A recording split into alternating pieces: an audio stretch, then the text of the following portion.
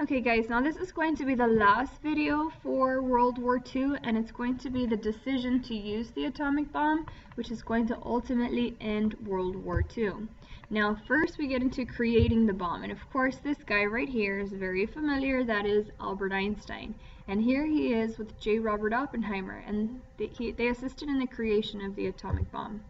It says a group of scientists were sent to Alamogordo, New Mexico to develop the atomic bomb, aka, or as known as, the Manhattan Project, right? That's code for the Manhattan Project. If you've ever seen the movie The Hills Have Eyes, right, where you have all these deformities from these people in the middle of the desert, well, that movie is based off of this right here. Now FDR dies, and I have an interesting story of how and where he dies. We'll get into that in class. It says after being elected a fourth term, the first and only president to be elected 4 times into office, FDR dies suddenly of a heart attack. Now he was actually getting his portrait painted, as you can see here, right before he passed away. And it's unfinished because he actually died while sitting there. His vice president, Harry S. Truman, takes over. Now, Harry S. Truman feared that the war with Japan would create 1 million more American casualties. So he's the one who made the decision to drop the atomic bomb, right? Harry S. Truman. And aimed at military production centers. We didn't hit the capital. We hit areas that were going to devastate them, industry, like their industry. All right, so here you have one of the bombs. Hiroshima and Nagasaki. Those are the 2 cities that we bombed. In August 6, 1945, the first atomic bomb was used on Hiroshima.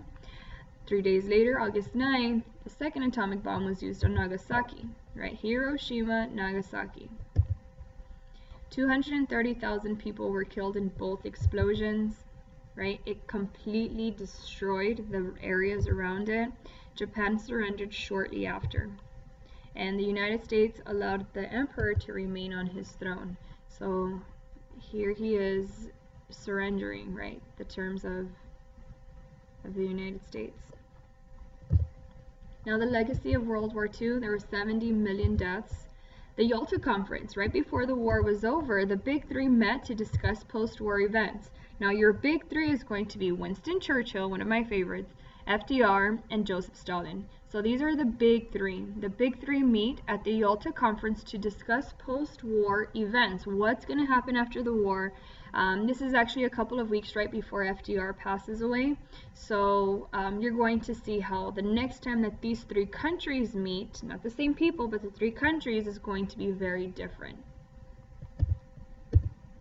The Nuremberg trials of 1945 to 1946, as the United States started to liberate the people in the concentration camps, they had no idea that the Holocaust was actually happening. So they put to trial those commanders or generals or people in charge of the concentration camps, and that is known as the Nuremberg trials. Okay, and you can see them there. And they were charged for crimes against humanity, right? Placed surviving Nazi leaders on trial for crimes against humanity. You also had to do the denazification and division of Germany, right? Germany was divided into 4 zones: the United States zone, France, Great Britain, and the Soviet Union. So here you're going to have Germany and how it's divided.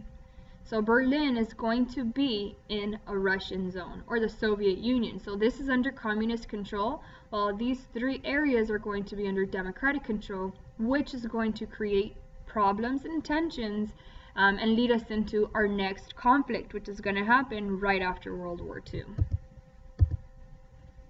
The occupation of Japan. General MacArthur was assigned to rebuild Japan. Overseas empire were taken away, military leaders were put on trial, and Japan was ultimately made into a democracy. Okay, so that is the end of World War II and the legacy of it. If you have any questions, comments, concerns, you let me know. I will see you in class.